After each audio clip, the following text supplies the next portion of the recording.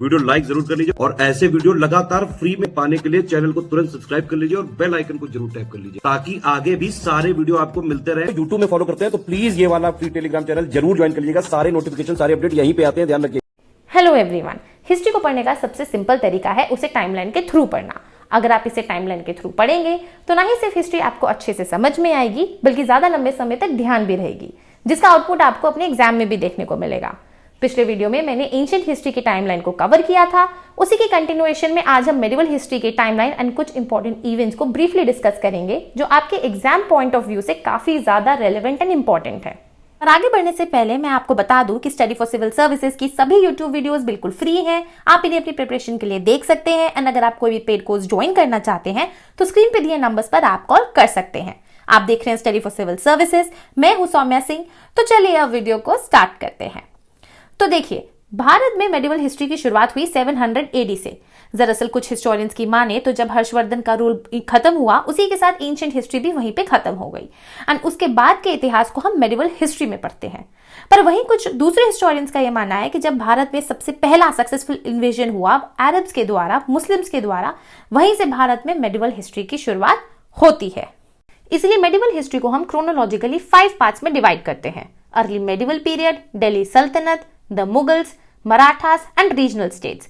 अब early medieval period को हम further 2 parts, the kingdoms and Islamic invasions में क्लासिफाई करते हैं, जहां किंगडम्स के अंतर्गत 700 से 1100 एडी तक नॉर्थ इंडिया में प्रेजेंट थे गुर्जर प्रतिहार वेस्टर्न इंडिया में, पालाज ईस्टर्न इंडिया में एंड राजपूतास डेक्कन में। ये तीनों कन्नौज एरिया पर कंट्रोल पाने के लिए लड़ते रहते थे, क्योंकि कन्नौज की कनेक्टिविटी सिल्क रूट के साथ साथ गंगा ट्रेड रूट से भी थी और इसी को हम ट्राइपार्टाइट स्ट्रगल भी कहते हैं। इनमें से प्रतिहार एम्पायर जो 730 से 1036 एडी तक रहा, इसके फाउंडर थे राजा हरिचंद्र, लेकिन इनके ग्रेटेस्ट रूलर थे राजा मिहिर भोज, जिन्होंने दोनों पालास एंड राष्ट्रकूटास को डिफीट किया था।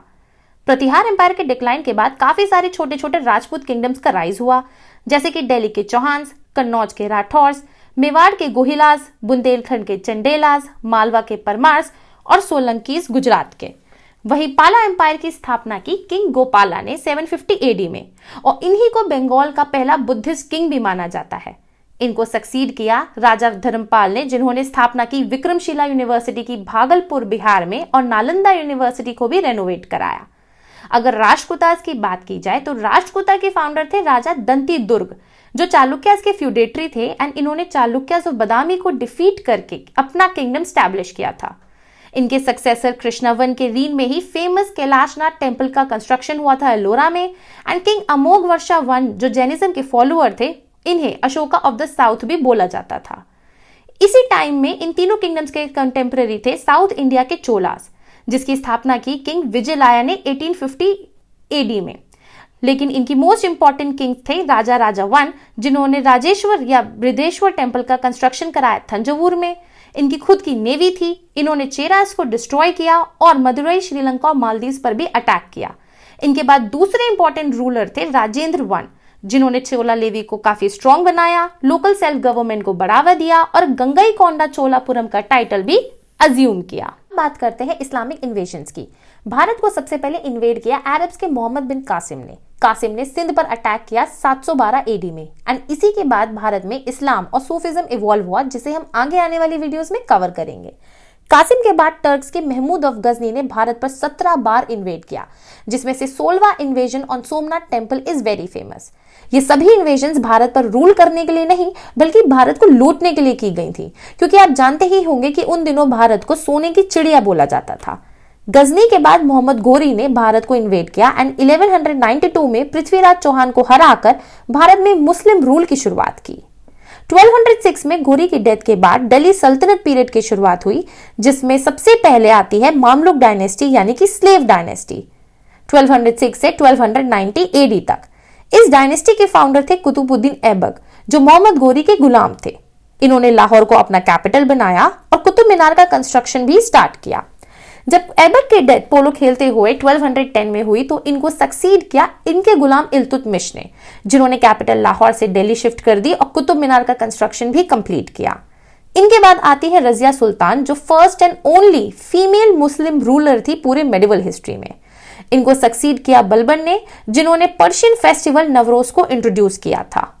बलबन के बाद आती है खिलजी डायनेस्टी 1290 टू 1320 एडी तक, जिसके फाउंडर थे जलालुद्दीन खिलजी। लेकिन इनके मोस्ट फेमस खिलजी रूलर थे अलाउद्दीन खिलजी, जिन्होंने वाइन एंड इंटॉक्सिकेंट को बैन किया, स्पाई सर्विसेज को रीऑर्गेनाइज भी किया और सीरी फोर्ट एंड अलाई दरवाजे का कंस्ट्रक्शन भी कराया। खिलजी के बाद आती है तुगलक डायनेस्टी 1320 से 1414 एडी तक, जिसके फाउंडर थे घियासुद्दीन तुगलक एंड इन्होंने तुगलकाबाद नियर दिल्ली को भी फाउंड किया और ये सबसे पहले सुल्तान थे जिन्होंने इरिगेशन स्टार्ट किया। इनको सक्सीड किया फेमस मोहम्मद बिन तुगलक ने, जिनको दिल्ली सल्तनत का सबसे योग्य रूलर माना जाता है। इन्होंने फोर्ट ऑफ आदिलाबाद और सिटी ऑफ जहांपनाह को कंस्ट्रक्ट कराया और ये पहले रूलर थे जिन्होंने शर्ब यानी कि इरिगेशन टैक्स इंपोज किया। तुगलक डायनेस्टी के बाद छोटे समय के लिए आई सैयद डायनेस्टी 1414 से 1451 एडी तक एंड लास्ट डायनेस्टी दिल्ली सल्तनत की थी लोधी डायनेस्टी 1451 से 1526 एडी तक, जिसको फाउंड किया बहलूल खान लोधी ने एंड इनको सक्सीड किया सिकंदर लोधी ने, जिन्होंने सिटी ऑफ आगरा को फाउंड किया था। इसके बाद बाबर ने फर्स्ट बैटल ऑफ पानीपत में इब्राहिम लोधी को डिफीट करके मुगल एम्पायर का एस्टैब्लिशमेंट कर दिया था। बाबर को 1530 में सक्सीड किया हुमायूं ने, जिन्होंने दिल्ली के पास न्यू सिटी दिन पनाह बिल्ड की और मुगल पेंटिंग्स का फाउंडेशन भी लेड किया। इन्हीं की विडो बेनू बेगम ने हुमायूंस टोम का कंस्ट्रक्शन भी कराया था। लेकिन इसी बीच 1540 में आई सूरी डायनेस्टी, जब शेर शाह सूरी ने battle of Chausa and battle of Kannauj में हुमायूं को डिफीट कर दिया था।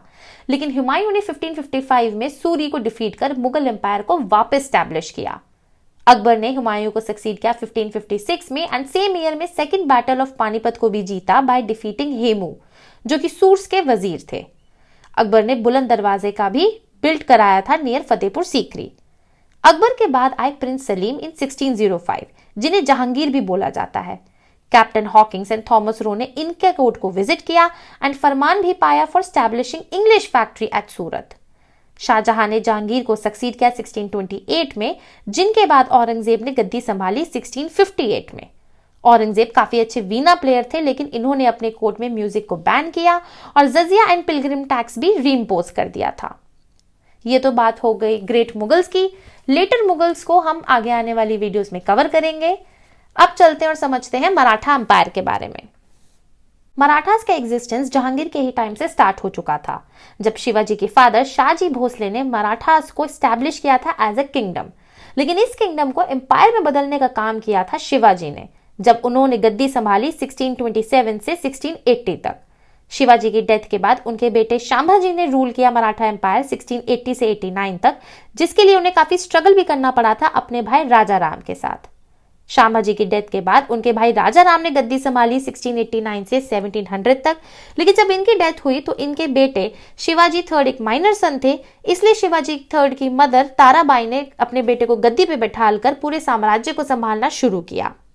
फिर 1707 से 1749 तक शांभाजी के बेटे शाहू जी ने मराठा एम्पायर को रूल किया।